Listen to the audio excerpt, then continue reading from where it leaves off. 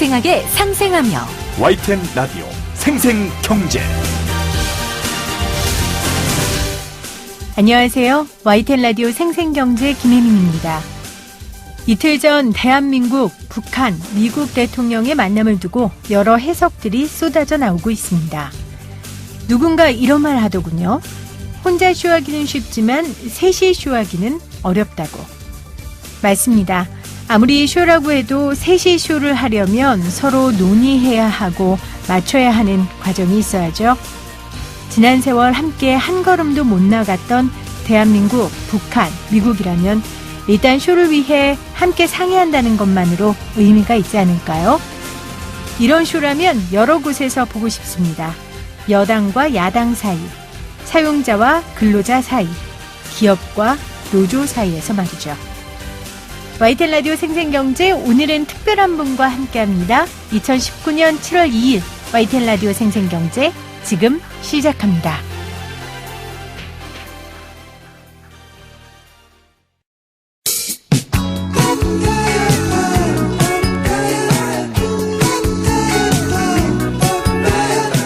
오늘 생생경제는 생생초대석으로만 함께하겠습니다. 그럴 만한 분이 오셨기 때문인데요. 한국 경제를 생생하고 상생하게 만드는 분들을 모시는 생생초대석. 오늘 초대석에는 한국 경제를 생생하고 상생하게 만드는 사람들을 더 독려하고 문제가 있을 때 조율하고 해결하려고 애쓰는 분을 모셨습니다. 고용노동부 이재갑 장관입니다. 장관님 안녕하세요. 네, 안녕하십니까. 반갑습니다. 네. 제가 지금 한국 경제를 생생하고 상생하게 만드는 사람들을 독려하고 문제가 있을 때 조율하고 해결하려고 애쓰시는 분이라고 고용노동부 장관을 소개했습니다. 맞습니까? 이 말이? 아마 적절하게 말씀하신 것 같습니다. 네, 그런 역할을 하시는데 요즘 조율하고 해결하는 일이 가장 힘드신 것 같아요. 예, 그렇습니다. 오늘 그 관련된 이야기를 좀 나눠보려고 하는데요. 먼저 이 최저임금 이야기를 좀 안 할 수가 없습니다. 지난 27일까지 원래 최저임금위원회에서 결정을 해야 된다라고 들었는데 지금까지 좀 그 논의 과정이 어려운 걸로 보입니다. 우리 고용노동부 장관으로서 좀 어떻게 지켜보고 계신지 말씀을 좀 해 주실까요? 금년도 최저임금 심의는 아마 그 청취자 여러분께서도 기억하시겠지만 최저임금위원회 공익위원들 선임하는 문제가 있었습니다. 그래서 네. 보통 때보다 좀 늦게 사실은 시작했고요. 그렇지만 5월 30일 날 전원회의가 시작된 뒤부터는 본격적으로 지금 심의가 진행되고 있습니다. 법에 보면 물론 며칠까지 최저임금 심의 의결해야 한다 이런 규정도 있습니다만 네. 최종적으로 보면 최저임금을 결정한 곳이가 사실은 더 중요하거든요. 그래서 그 결정하는 그 기한까지는 아마 최저임금이 아마 심의 의결될 수 있을 것으로 저희는 네. 생각을 하고 있습니다. 공익위원 선임 문제가 좀 늦어졌고 그래서 늦게 시작됐지만 그래도 지금 부지런히 열심히 이제 위원들께서 지금 논의를 하고 계십니다. 근데 이 17일 날 이야기를 조금 제가 더 드려보면 일단은 지금까지 보도에 따르면 최저임금 업종별 차등 적용은 되지 않는 걸로. 그렇죠? 네, 그렇습니다. 네, 그렇게 되고 있고요. 지금 관련해서 사용자 위원들이 보이콧을 선언하고 있는 상황입니다. 지금 이거 조율하시기가 쉽지 않으실 것 같은데 이 양쪽의 입장을 장관님께서는 또 누구보다 잘 알고 계시잖아요. 우선 지난번 최저임금 에 대한 업종별 차등 적용 문제, 현행 최저임금법에서는 다른 차등 적용에 대해서는 규정이 없습니다만 네. 업종별로는 할 수 있게 되어 있습니다. 그래서 저희도 최저임금위원회에 최저임금 심의 요청을 할 때 이제 업종별 차등 여부도 심의해달라고 요청드리는데 그래서 금년에도 그 문제에 대한 논의를 했습니다. 특히 경영계위원들 분들의 경우에는 우리나라의 지금 최저임금의 지불 능력, 그러니까 사업주들이 지불 능력이 취약한 그런 업종들에 대해서는 별도로 고려해야 되는 게 아니냐라는 네. 측면에서 차등 적용을 요구를 했었고요. 이것을 여러 차례 아마 논의를 한 끝에 표결을 한 것 같습니다. 표결을 해서 금년에도 차등 적용 안 하는 것으로 했는데 아마 그 이유는 그동안에 쭉 논의하는 과정을 저희가 들여다보게 되면 이분들이 그 지불 능력을 고려하지 않는다 그런 측면이 아니고 네. 최저임금이라는 것이 그야말로 최저임금인데 그 최저임금을 어떻게 두 개의 최저임금을 만들 수 있겠느냐 하는 그 문제. 그다음에 또 최저임금을 업종별로 이렇게 구분한다고 할 때 그러면은 최저임금을 낮은 최저임금을 적용할 수 있는 업종을 실제로 어디까지로 정할 수 있는 그런 기준을 그렇죠. 설정할 수 있겠느냐. 네. 그런 현실적인 문제 때문에 아마 안 하는 것으로 의견한 것 같습니다. 최저임금이라는 건 정말 말 그대로 최저임금인데 네. 거기에서 또 최저임금을 만든다는 건 최저임금의 취지를 살리지 못하는 것이기 때문에 아마 동의를 못한 것 같고요. 하지만 사실 경영계의 수건이었던 건 맞습니다. 그래서 아마 이 최저임금 동결안이 오히려 좀 힘을 받지 않을까라는 생각도 드는데 어떻게 될까요, 장관님? 이 최저임금 오른다, 내린다, 아니면 동결된다? 장관님 입장에서 말씀 단언하시긴 힘드시겠지만요. 제가 거기에 대해서 말씀드리기는 사실은 좀 어렵습니다. 네. 그렇지만 우선 청취자분들 이해를 돕기 위해서 말씀을 드린다고 한다면 최저임금 동결론이 나오게 된 배경은 아마 아시는 것처럼 그 사이에 최저임금 인상률이 너무 높지 않았느냐 하는 측면, 그리고 금년의 경우에 좀 경제가 좀 나빠지고 있지 않느냐 하는 측면, 그런 측면을 고려해서 이제 특히 소상공인분들의 네. 어려움을 좀 고려해야 되지 않느냐라는 측면에서 나온 것이라고 생각을 합니다. 업종별 차등 적용은 안 하는 것으로 했습니다만 아마 최저임금위원회에서 최저임금을 수준을 논의를 할 때 네. 이런 소상공인 분들의 상황도 아마 충분히 다시 고려하면서 결정하지 않을까 이렇게 기대하고 있습니다. 네. 최저임금 속도 문제 그리고 지금 현재 우리나라의 경제 상황 문제 그 배경을 좀 장관께서 설명을 해 주셨습니다. 그렇다면 이 주유수당 조정을 통해서 좀 최저임금 인상 속도를 조절할 수 있지 않을까라는 주장도 있어요. 근데 이 부분도 사실 조심스럽기는 마찬가지이실 것 같은데요. 그렇습니다. 이 주유수당 문제는 사실은 조금 더 논란이 많은 영역입니다. 네. 특히 소상공인 분들의 경우에 이제 주유수당을 폐지해야 되는 거 아니냐라는 그 주장을 많이 제기하십니다. 그런데 이 문제에 관련해서는 이게 주유수당의 문제가 회사의 규모별에 따라서 또는 임금을 받으신 우리 노동자분들 입장에서 보면은 시간급으로 받느냐 월급으로 받느냐에 따라서 완전히 이해관계가 그렇죠. 상반되는 문제가 있습니다. 네. 조금 더 말씀을 드린다면 이제 많은 이제 음식점이나 소매업 같은 데서는 노동자분들한테 시간급으로 임금을 지급하게 됩니다. 되게 아르바이트 이렇게 해서 그렇게 되면 시간급으로 임금을 딱 꼬박꼬박 지불하고 있는데 왜 일요일 날 쉬는 날에 대해서 돈을 또 내야 되는, 네. 지급해야 되느냐 하는 것이 이제 소상공인들이 분들이 불만인 것을 저희도 이해하고 있고 그런데 요것은 근로기준법에 있는 규정인데 지금 만약에 주유수당을 폐지를 한다든지 무급화를 하게 되면 또 이렇게 해서 임금을 받으시는 노동자분들 입장에서 보면 임금이 16.7% 한 달이면 16.7%가 감소되는 문제가 있습니다. 네. 그런데 또 반면에 만약에 월급제를 받는 노동자분들한테는 어떻게 되느냐? 우리 노동법상 월급액에는 주유수당이 포함되어 있는 것으로 해석을 하고 있습니다. 그래서 이런 상태에서 만약에 법을 개정해서 소상공인 때문에 주유수당을 폐지를 하게 되면 월급을 받으시는 분들은 월급액이 아마 그대로 있을 텐데 네. 회사 입장에서 보면 시간급 통상임금이 반대로 16.7%가 인상되는 문제가 생겨버립니다. 그래서 소상공인 분들하고 다른 기업들하고 완전히 반대 입장이기 때문에 이 문제는 우리가 만약에 논의를 한다고 한다면 그야말로 사회적 대화를 굉장히 많이 해서 장기간에 걸쳐서 해법을 찾아가야 될 사항이라고 생각하고 네. 있습니다.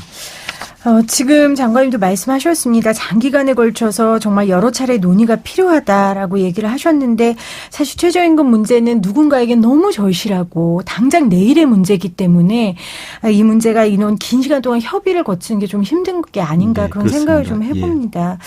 하지만 고용노동부에서 꾸준한 노력을 하고 계세요. 이 내년도에 최저임금 결정 구조 개편을 추진하면서 이제 결정위와 구간 설정위 이원화로 하겠다. 그러니까 조금 더 원활하고 좀 활발한 소통을 해보겠다. 지금 그렇게 기대하고 계시는 거죠? 예, 그렇습니다. 원래 저희가 최저임금 결정구조 개편이 필요하다라고 말씀드린 것은 우리나라에서 최저임금법이 제정된 것이 지금 다 벌써 한 30년이 됐습니다. 그런데 30년 동안 매년 최저임금 심의를 해왔는데 그 상황을 우리가 돌이켜 생각을 해보면 매년 최저임금을 둘러싸고 너무 큰 논란이 생기고 사회 갈등이 너무 큰 갈등이 생겼다라는 네. 것을 볼 수가 있습니다. 그래서 이것을 조금 더 합리적으로 할 수 있을 방법이 없을까라고 저희가 고민을 사실은 했었고 그러면서 그 방안의 하나로서 최저임금 결정구조 개편을 추진을 했던 것입니다. 이 개편하는 핵심 내용은 사실은 최저임금 수준을 결정하는 그 위원회에 앞서서 우리가 전문가들로 구성되어 있는 구간설정위원회를 하나 두자. 네. 그래서 이 구간설정위원회는 최저임금 심의를 할 때 잠깐 모여서 한 두세 달 모여서 하는 그런 위원회가 아니라 상시적으로 1년 내내 최저임금이 어떻게 노동자분들한테는 도움이 되고 있고 사업주분들한테는 어떤 게 지금 영향을 미치고 있는지를 네. 계속 들여다보고 동향을 모니터할 수 있는 계속 모니터링하고 그래서 그것을 그다음에 심의위원회에 반영하는 것이죠.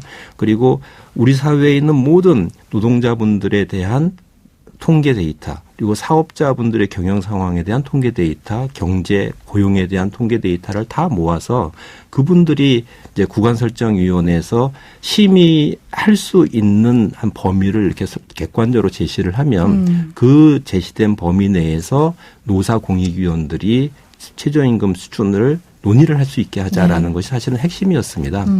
금년 1월 달이죠. 금년 1월 달에 국민 여러분들께 한번 저희가 공론화 절차를 한번 이렇게 거쳤었는데 네.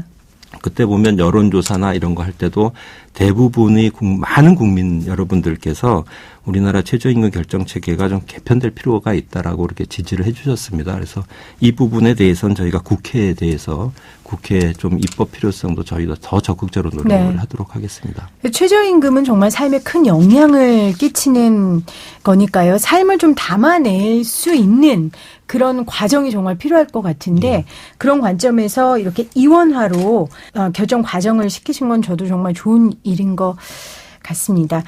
좀 최저임금 이야기 마무리하기 전에요. 아까 장관께서 미리 앞서 동결이냐 뭐 오를 거냐 이걸 말하긴 곤란하다라고 하셨는데 떨어지진 않죠. 그걸 걱정하는 분들도 있어서 그 대답은 좀 해주실 수 있지 않을까요, 장관님? 제가 이 답을 또 안 하면 어떻게 또 받아들일지 모르겠습니다만 네. 저희는 있는 법을 집행하는 입장이기 때문에 네. 있는 현재의 최저임금법에서는 최저임금의 수준은 최저임금위원회에서 결정을 하고 네. 의결을 하면 그 의결을 가지고 저희가 다시 한번 이견이 있는지를 한번 들어보고. 고시를 해서 들은 다음에 결정하게 돼 있습니다. 네. 그래서 제가 뭐라고 이렇게 말씀드리기는 어렵다라는 점 양해해 주시기 네, 바랍니다. 지금 여러 상황에 처한 사람들을 설득하고 조율하고 있는 역할을 하시기 때문에 지금 장관께서 좀 말씀을 조심히 하고 있다는 거 저도 충분히 이해를 하는데 곤란한 질문을 드려 죄송합니다. 자, 오늘 YTN 라디오 생생경제 오늘 고용노동부 이재갑 장관과 함께하고 있는데요. 두 번째 이야기를 좀 들어보죠. 사실 이 최저임금이 중요한 건 노동자에게 지급되는 금액의 기준이기 때문이기도 하지만 사실상 이 최저임금과 고용의 상관관계를 무시할 수 없기 때문입니다.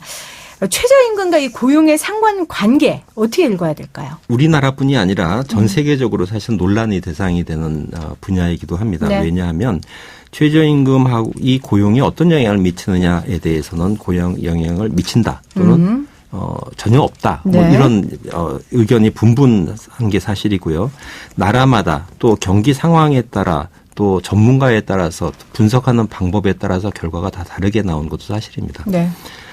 그렇기 때문에 우리나라의 경우도 사실은 마찬가지입니다. 그래서 우리나라에서 최저임금이 고용에 어떤 영향을 미쳤느냐라는 점을 보려고 하면 사실은 현장의 실태를 봐야 그렇죠. 될 필요가 있습니다. 그래서 저희 고용노동부에서는 작년 말부터 시작해가지고 쭉 좀 최저임금이 영향을 많이 받을 거라고 생각되는 업종 중심으로 해서 우리가 FGI라고 하는데 말하자면 집단 심증 면청 방식입니다. 네. 그래서 이 집단 심층 면접 방식을 통해서 현장 실태를 쭉 파악을 했었습니다. 그래서 업종별로 이렇게 쭉 나눠서 보면 특히 좀 도소매업이나 음식 숙박업 중에 특히 이제 요 중에서 보면 소매업과 이제 음식업종 네. 이제 이런 업종들이 주 대상인데 이 업종들이 같은 경우에는 최저임금이 이렇게 오르게 되면 그거를 뭐 물건 가격을 인상해서 소화를 해야 되는지 그럴 수도 없고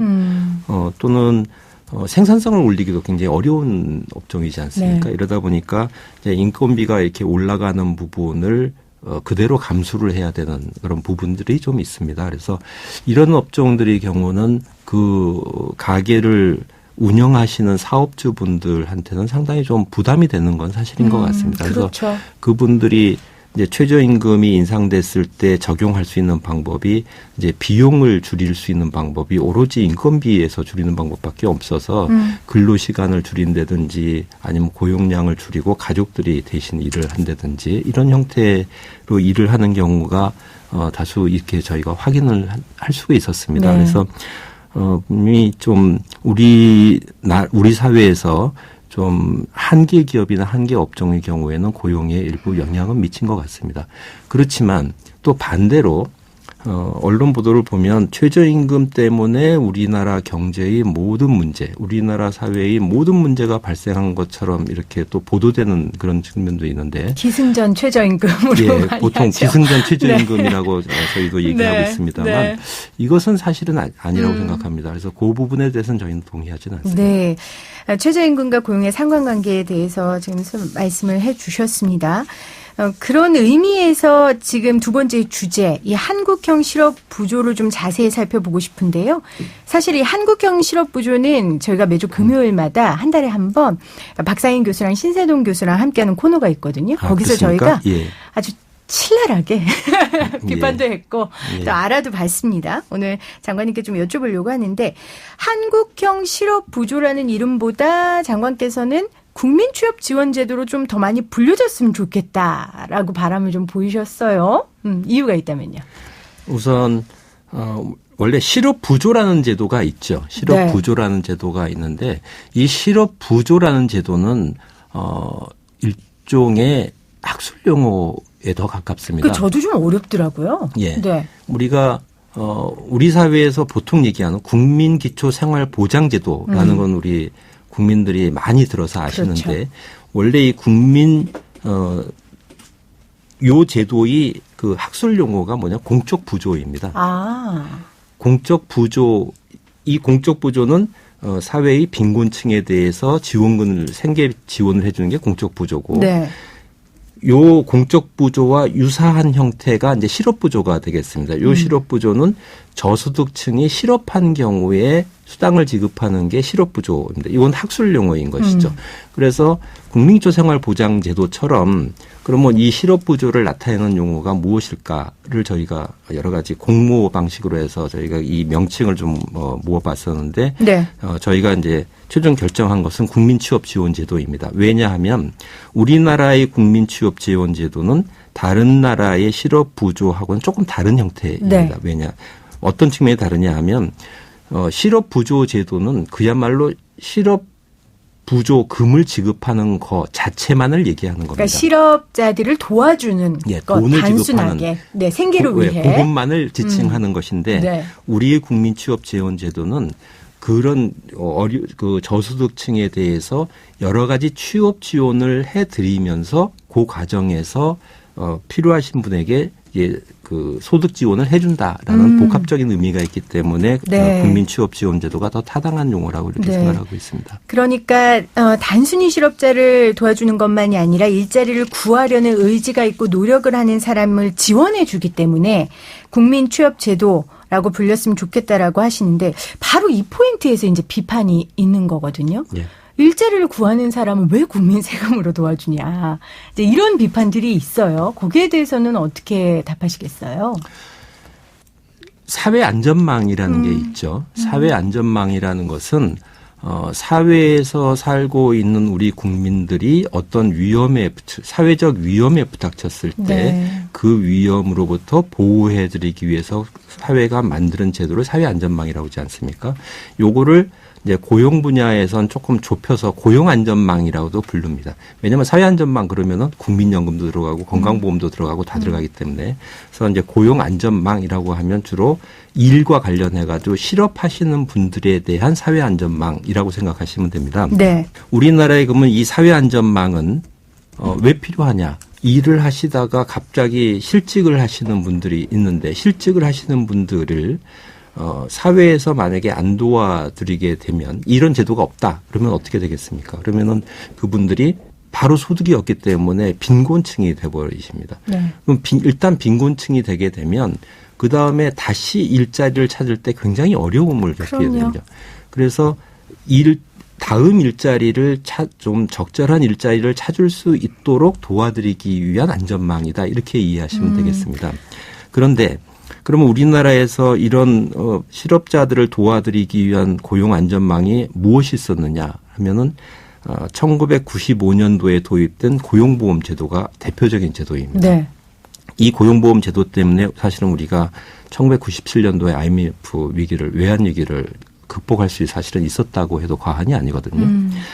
그런데 그러면 우리나라에서 일하시는 분들한테 이 고용보험 제도가 얼마나 지금 보호하고 있느냐를 보게 되면 전체 취업자의 한 55%밖에 보호를 못 받으십니다. 왜냐하면 임금 노동자가 아니기 때문에. 그러니까 저 같은 노동자만 보호받을 수 있는 거죠, 사실은. 그렇죠? 네. 여기 방송국에서 이제 월급 받고 계시면 보호받으시는데 그렇지 않으시면은 예를 들어 프리랜서만 맞습니다. 돼도 보호를 못 받으시거든요. 그러니까 제 밖에 있는 동료들은 못 받는 거예요. 그런 문제가 있습니다. 그래서 한 45%의 취업자분이 고용보험 제도 밖에 있는 게 현실입니다. 그래서 이런 분들에 대해서도 이 고용안전망을 구축해서 보호하자라는 것이 국민 취업 지원 제도입니다. 네.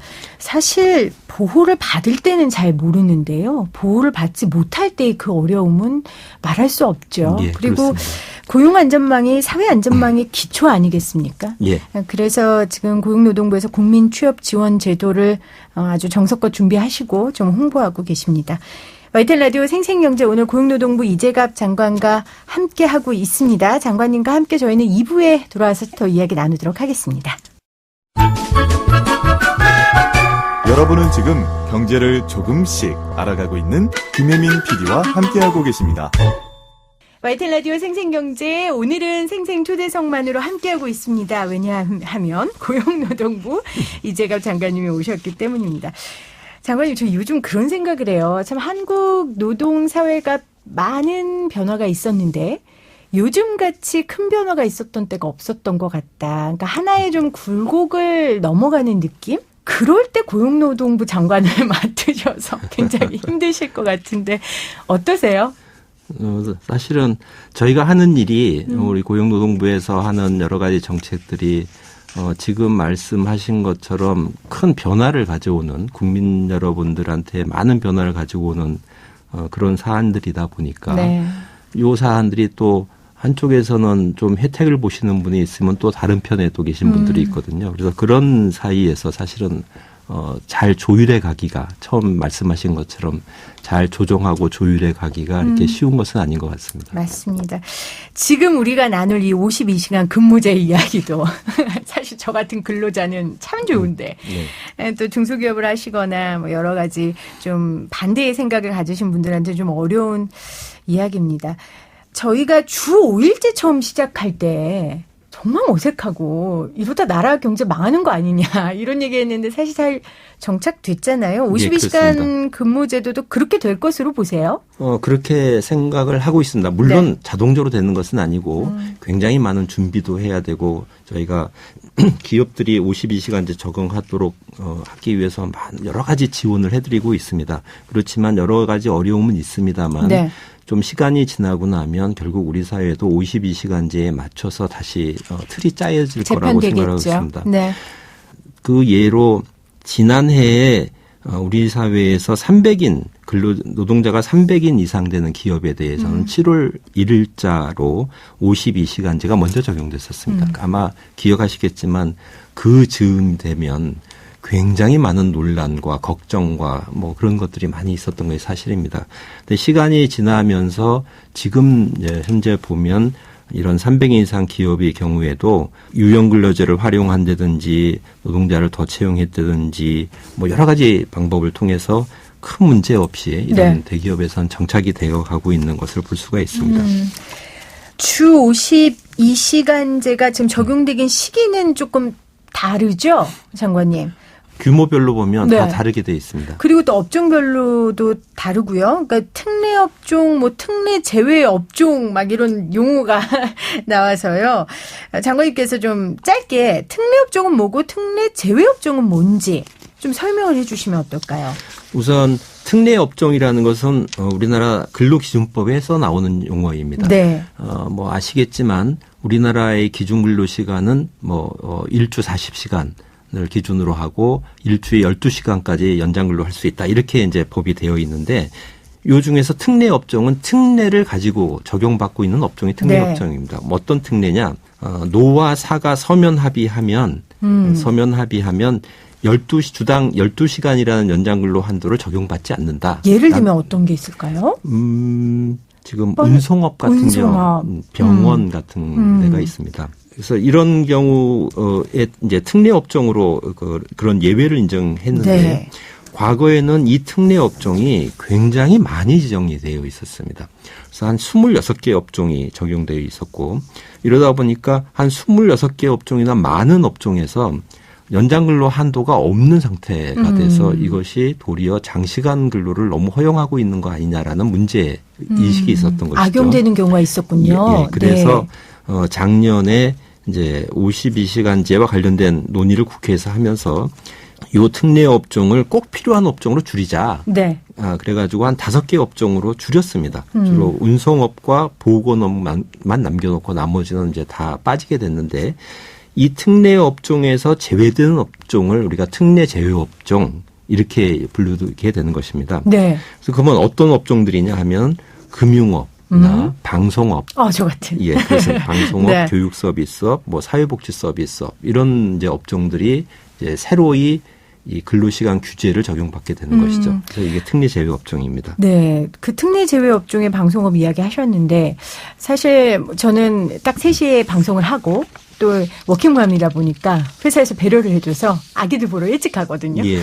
근데 드라마나 이제 기자들 같은 경우에는 이게 정말 52시간 근무제가 정착될까 일의 특성상 이런 의구심이 들거든요.